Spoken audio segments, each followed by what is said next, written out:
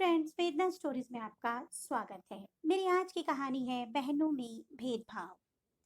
सुधा, आज तुमने 4 दिन से अम्मा जी से बात नहीं की और यहाँ तक जब उन्होंने फोन किया तब भी तुमने उठाना उचित नहीं समझा। क्यों कर रही हो तुम ऐसा? अम्मा जी बहुत परेशान हो रही हैं तुम्हारी बेरुखी को लेकर।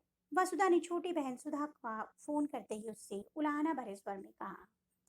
वसुधा जी नहीं बात करनी मुझको अम्मा जी से। सुधा बिना कुछ सोचे समझे चिंचिनाते हुए बोली। लेकिन सुधा, आखिर बात क्या है? मेरे तो कुछ भी समझ में नहीं आ रहा। अम्मा जी भी कुछ नहीं बता रही। तुम ही बताओ कि आखिर क्या बात है। क्यों तुम बात नहीं कर रही उनसे और क्यों वो इतना परेशान है? जबकि पहले तो तुम अम्मा जी से एक दिन भी बिना बात किए नहीं रह पाती थी, तब अचानक इतनी बेरुखी। वसुधा ने अपनी माँ और छोटी बहन के बीच अनबोले को समझना चाहा। जी तब की बात और थी, और जब माँ ही दोनों बहनों में भेदभाव करे तो गुस्सा तो आना स्वाभाविक ही है। सुधा ने बहुत ही रूखेपन से जवाब दिया। क्या कह रही हो तुम? दोनों बहनों में भेदभाव? मेरी तो तुम्हारी गोल गोल बातें कुछ भी समझ में नहीं आ रही हैं। वसुधा ने आश्चर्यचकित होकर के पूछा। जीजी, अब इतनी नाराज तो मत बनिए कि आपको कुछ पता ही नहीं। अम्मा जी भला तुमसे कुछ भी कभी छुपाती भी हैं? आप तो हमेशा ही मुझसे ज्यादा अम्मा जी की लाडली रही हो, तो भला तुम क्यों अनभिज्ञ होंगी? सुधा के शब्दों में अपनी माँ और बहन दोनों के लिए ये रोष छलक रहा था। सुधा, आखिर तुम ऐसी बातें क्यों कर रही हो? भला माँ अपने बच्चों के बीच कहाँ भेदभाव कर सकती है? यकीन मानो मेरा कि अम्मा जी तुमको भी उतना ही प्यार और स्नेह देती हैं। बस मेरी परिस्थितियां कुछ बिगड़ गई तो मुझको मजबूरी में अम्मा जी के पास ही रहना पड़ रहा है। वसुधा कुछ रुआसी सी हो आई। लेकिन जीजी, अगर ऐसी बात है तो जब मैंने अम्मा जी से घर का आधा हिस्सा मांगा तो उन्होंने साफ मना क्यों कर दिया? जबकि आप तो अम्मा जी के साथ ही रहती हो और आपका पूरा खर्चा भी अम्मा जी ही उठाती हैं। तो क्या उनका सारा फर्ज एक ही बेटी के प्रति बनता है? सुधा जैसे जहर बुझे तीर छोड़ रही थी। अच्छा, तुमने अम्मा जी से घर का आधा हिस्सा मांगा? तभी 2 दिन से बड़ी उदास उदास सी नजर आ रही हैं। मैंने उनसे बहुत पूछा लेकिन उन्होंने सिर्फ इतना ही बताया कि तुमने 2 दिन ना तो उनसे बात की और ना ही उनका फोन उठाया। लेकिन सुधा, तुमको अचानक घर के आधे हिस्से की जरूरत क्या पड़ गई? वसुधा ने सुधा से बड़ी आत्मीयता से पूछा। क्यों जीजी, क्या अम्मा जी की सारी जायदाद पर आपका ही हक है? मैं भी उनकी बेटी हूँ। क्या मेरा कोई हक नहीं बनता उनकी जायदाद में? सुधा चिढ़कर बोली, जबकि जायदाद के नाम पर उसकी माँ के पास सिर्फ एक घर ही था। सुधा अपनी बहन वसुधा से क्यों चढ़ रही थी? चलिए, पहले उससे आपको अवगत कराती हूँ। वसुधा जी की शादी बड़े धूमधाम से रघुनाथ और दामिनी ने की, लेकिन वसुधा अपने ससुराल में खुश नहीं थी। उसके ससुराल वाले और पति सब लोग उसको तरह तरह से प्रताड़ित करते। एक दिन उसके पति ने गुस्से में आकर वसुधा को जीने से धक्का दे दिया। वसुधा के बहुत चोट लग गई। आखिरकार तंग आकर उसको दामिनी और रघुनाथ अपने साथ ले आए। लेकिन वसुधा के पैर में पता नहीं लोहा लग गया या कुछ और, कि उसके पैर में सेप्टिक हो गया और उसका पैर काटना पड़ गया। उसके पति ने उसको तलाक का नोटिस भेज दिया। दामिनी और रघुनाथ परेशान तो हो ही गए थे, इसीलिए उन्होंने भी वसुधा को तलाक दिलवा ही दिया। क्योंकि जब सही सलामत में ढंग से नहीं रखा वसुधा को, तो अब पैर कटने के बाद कैसे रखते? अब तो वसुधा पूरी तरह से अपने माँ बाप पर आश्रित हो गई। सुधा भी अपनी बहन का ख्याल रखती। तब तक सुधा की शादी नहीं हुई थी। वसुधा का दुख रघुनाथ को इतना अंदर तक दुखी कर गया कि एक रात ऐसा सोए कि सुबह उठे ही नहीं। अब तो उन तीनों पर जैसे गाज ही गिर गई। क्योंकि रघुनाथ एक प्राइवेट कंपनी में नौकरी करते थे। आमदनी का कोई जरिया नहीं था, बस गांव में एक खेत और एक छोटा सा पुश्तैनी घर। उस समय दामिनी ने किसी तरह से खुद को संभाला और घर का ऊपरी हिस्सा किराए पर उठा दिया। वसुधा घर पर ही बैठे बैठे साड़ी में फॉल लगाने का काम करने लगी। दामिनी ने गांव का खेत बेचकर सुधा की शादी ठीक ठाक घर में कर दी। सुधा अपने ससुराल में खुश थी और वसुधा और दामिनी का खर्च उसके किराए से और वसुधा के फाल आदि लगाने से चलने लगा। सुधा की ससुराल संपन्न थी और शादी के बाद उसके व्यवहार और रहन सहन में बहुत बदलाव आने लगा। वो धीरे धीरे अपनी माँ और बहन को ही तुच्छ समझने लगी।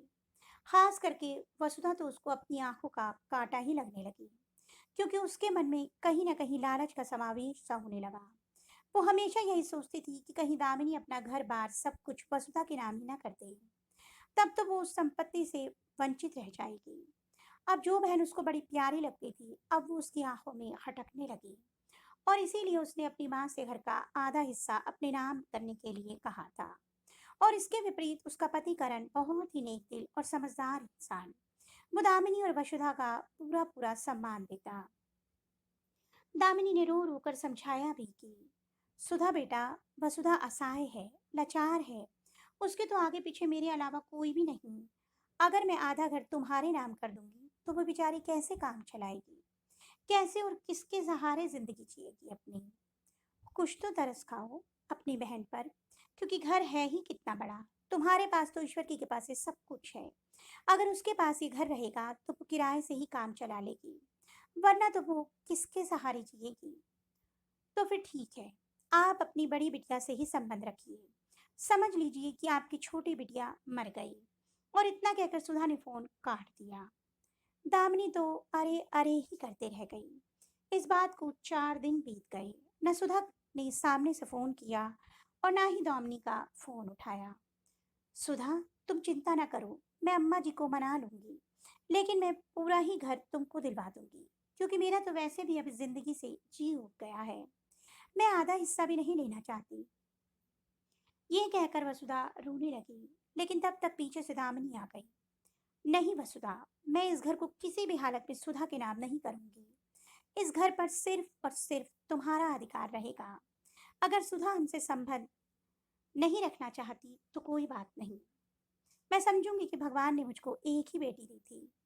आज मुझको सचमुच अपनी कोख पर शर्म आ रही है, जिसने सुधा जैसी लालची बेटी को जन्म दिया। और हाँ वसुधा, तू भी कान खोल कर सुन ले, आज के बाद इस घर के टुकड़े करने के लिए नहीं कहेगी, वरना मेरा मरा मुंह देखेगी तू। ये कहकर दामिनी रोने लगी। अम्मा जी, आप ऐसी बातें मत करिए और रोइए भी मत। आप देखिएगा कि सब ठीक हो जाएगा। आप ही तो कहती हैं कि भगवान पर भरोसा रखो, वो सब ठीक करेगा। ये कहकर भर वसुधा भी दामिनी के आंसू पोंछते पोंछते उनसे चिपक के रोने लगी। अभी वो दोनों माँ बेटी रो ही रही थी कि तुरंत फोन की घंटी घनघना उठी। वसुधा ने देखा तो फोन सुधा के पति करण का था। सॉरी अम्मा जी, अभी जब मैं दुकान से आया तो मैंने सुधा की वसुधा जी के साथ हो रही बातचीत को सुन लिया। मुझको तो सचमुच विश्वास नहीं हो रहा कि सुधा इतना लालच में कैसे गिर सकती है कि वो अपनी लाचार बहन की दुश्मन बन बैठी। मैं सुधा की तरफ से आप दोनों से ही हाथ जोड़कर माफी मांग रहा हूँ। और यकीन मानिए कि हमको आप लोगों से कोई हिस्सा नहीं चाहिए, क्योंकि ईश्वर ने हम लोगों को सब कुछ दिया है। और हाँ, लीजिए, आप सुधा से भी बात कर लीजिए। सुधा के पति ने शर्मिंदा होकर कहा। हेलो अम्मा जी, मुझको माफ कर दीजिए। पता नहीं किस लालच के वशीभूत होकर मैंने आप दोनों से इतना कुछ कह डाला। करण तो सचमुच मुझ पर बहुत ही ज्यादा नाराज हुए, लेकिन आप दोनों ही हमको माफ कर दीजिए, क्योंकि करण कह रहे हैं कि जब तक आप लोग हमको माफ नहीं करेंगे तब तक वो भी हमसे बात नहीं करेंगे। ये कहकर सुधा फोन पर ही रोने लगी। कोई बात नहीं सुधा बेटा, कभी कभी इंसान लालच के वशीभूत होकर अपने रिश्ते नाते सब दांव पर लगा देता है। लेकिन मैं सचमुच भाग्यशाली हूँ जो मुझको मुझको बिल्कुल बेटे के समान करण के रूप में दामाद मिला, जिसने सब बातों को संभाल लिया। इतना कहकर दामिनी ने फोन रख दिया और तुरंत ही वकील बुलाकर घर वसुधा के नाम कर दिया, क्योंकि वो बिल्कुल नहीं चाहती थी कि उनके जाने के बाद वसुधा को अपनी जिंदगी जीने के लिए दुखों का ना उठाना पड़े।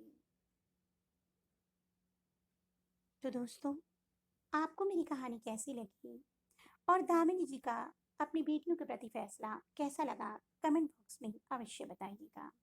अगर आपको मेरी कहानी अच्छी लगी तो मेरी कहानी को लाइक कीजिए और चैनल को सब्सक्राइब करना मत भूलिए। जल्द ही एक नई कहानी के साथ मिलूंगी, तब तक के लिए बाय बाय।